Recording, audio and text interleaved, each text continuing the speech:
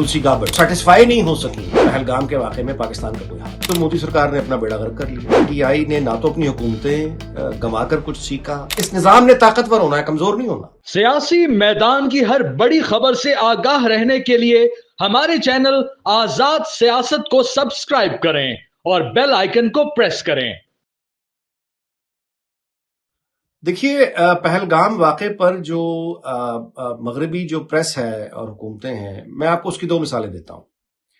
American जो secretary for state है Marco Rubio, उन्होंने जो अपना एक पोजीशन ली थी वो ये थी आगाज में कि स्टेट डिपार्टमेंट ने जब अपना बयान एक्स पर पोस्ट किया था, कंडेम उन्होंने किया था पहलगाम के वाक़े को, तो मार्को रूबियो ने उसे काफी नहीं समझा, बल्कि उन्होंने उसको सिलेक्ट करके एक लाइन साथ लिखी थी, नो इफ्स एंड बट्स।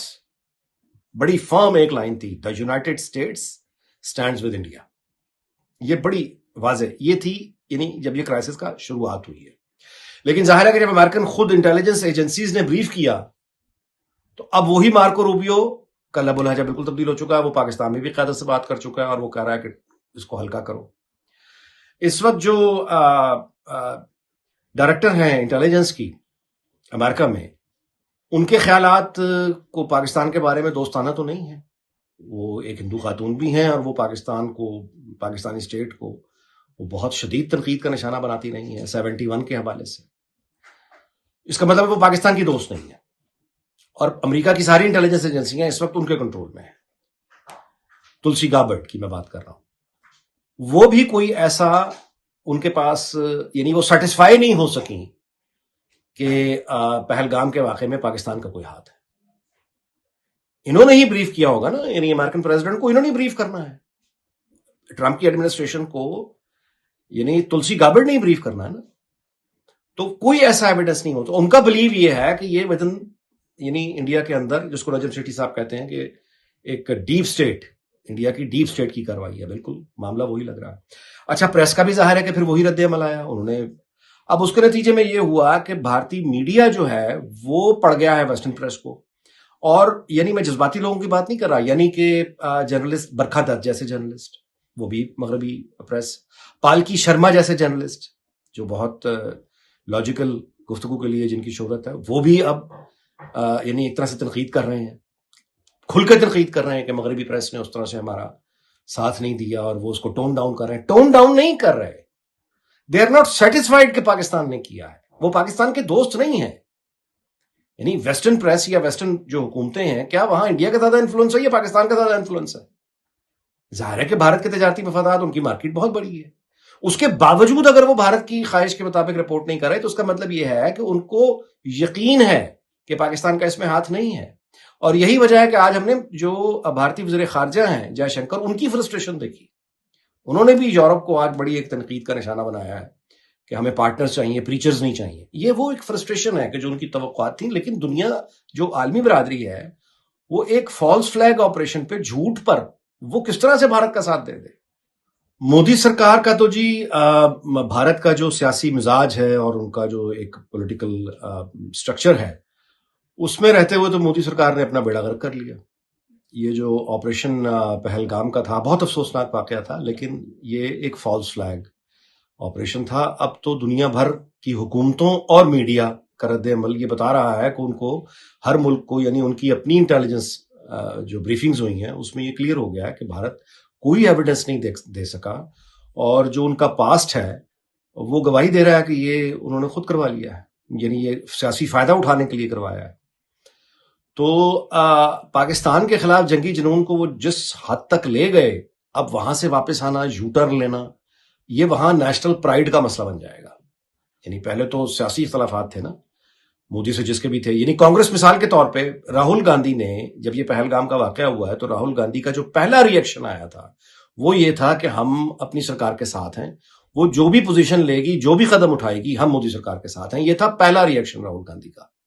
लेकिन जब इतने दिन गुजरे, हफ्ते से ज्यादा, और एविडेंस कोई सामने नहीं आया, और वो कूल डाउन हुआ मामला, जब अकल से देखा, तो सवालात उठना शुरू हो गए। अब वही राहुल गांधी इसी गवर्नमेंट को अब वो क्वेश्चन कर रहा है। वो कह रहा है सिक्योरिटी लैप्स है, ये हुआ कैसे? तो वो जो पहले वाली पोजीशन थी कि हम कुछ भी हो हुकूमत के साथ हैं, वो वहां से पीछे हट गया। اچھا، اس کے ساتھ اب بھارتی میڈیا میں سوالات شروع ہو گئے کہ یہ مودی کمزور ہے. دو طرح کے سوالات ہیں. ایک یہ ہے کہ یہ انٹیلیجنس فیلئر ہے اور کسی کو سزا نہیں دی گئی، کسی کا استعفیٰ نہیں آیا. ایک تو یہ تنقید ہو رہی ہے. دوسری تنقید ان انتہا پسندوں کی ہو رہی ہے کہ جو کچھ ہمیں بتایا تھا کہ پاکستان کے ساتھ ہم جب جی چاہے اس کا مزاج درست کر دیں گے، حملہ کر دیں گے، وہ ہو کیوں نہیں رہا؟ کچھ لوگ کہہ رہے ہیں کہ اس لیے نہیں ہو رہا کہ یہ اب بوڑھا ہو گیا ہے، اس کے بس کی بات نہیں ہے. تو وہ جو ہاکس ہیں with in the own party, Amit Shah مثال کے طور پہ اور اس کے سپورٹر، اب وہ زور لگانا شروع ہو گئے ہیں، جسچر دینا شروع ہو گئے ہیں کہ it is time for Modi to go, تاکہ ایک اور قیادت آ کے سنبھالے انڈیا کو. اور یعنی جو انتہا پسند ہے وہ بھی تنقید کر رہے ہیں اور جو ماڈریٹ ہیں وہ اور طرح سے تنقید کر رہے ہیں. تو مودی کا وہاں پہ ایک سیاسی اب زوال اس کا آغاز ہو چکا ہے. پی ٹی آئی کا یہ فیصلہ کہ وہ پاک بھارت کشیدگی کی صورتحال پر حکومتی بریفنگ میں شرکت نہیں کرے گی، یہ ایک بہت ہی جذباتی فیصلہ ہے اور یہ بتاتا ہے کہ پی ٹی آئی نے نہ تو اپنی حکومتیں گنوا کر کچھ سیکھا، نہ انہوں نے یہ مار جو کھائی اس سے کچھ سیکھا. جن آزمائشوں سے ان کے کارکن گزرے اس کے باوجود بھی سیکھنے کو وہ تیار نہیں ہیں، اور وہ ڈفرینشیٹ ہی نہیں کر پا رہے کہ سیاست ملک کے اندر ہوتی ہے، لیکن جب قومی معاملات آ جائیں، سلامتی کے معاملات آ جائیں، ملک کے معاملات آ جائیں تو اندرونی سیاست بھول کر ایک ہونا پڑتا ہے، دنیا کو ایک پیغام دینا پڑتا ہے. مولانا فضل الرحمان اس کی ایک مثال ہے. لیکن پی ٹی آئی جو ہے وہ سیکھنے کو تیار نہیں ہے، اور وہاں پہ ابھی تک، اور یہی وہ جسچرز ہیں، یہی وہ اشارے ہیں جو بتاتے ہیں کہ پی ٹی آئی کو آئین کی بالادستی سے یا کسی ایک جمہوریت سے ان کی کوئی دلچسپی نہیں ہے. ان کی دلچسپی وہی ہے، ان کا ٹنل ویژن ہے، اور ٹنل ویژن میں عمران خان کھڑا ہوا ہے اور ان کی اپنی ایک بالادستی ہے. یعنی عمران خان اور پی ٹی آئی کی بالادستی، ان کی ساری جو لڑائی ہے وہ اس لیے ہے، اس رویے کو، اسی کو تو فاشزم کہتے ہیں.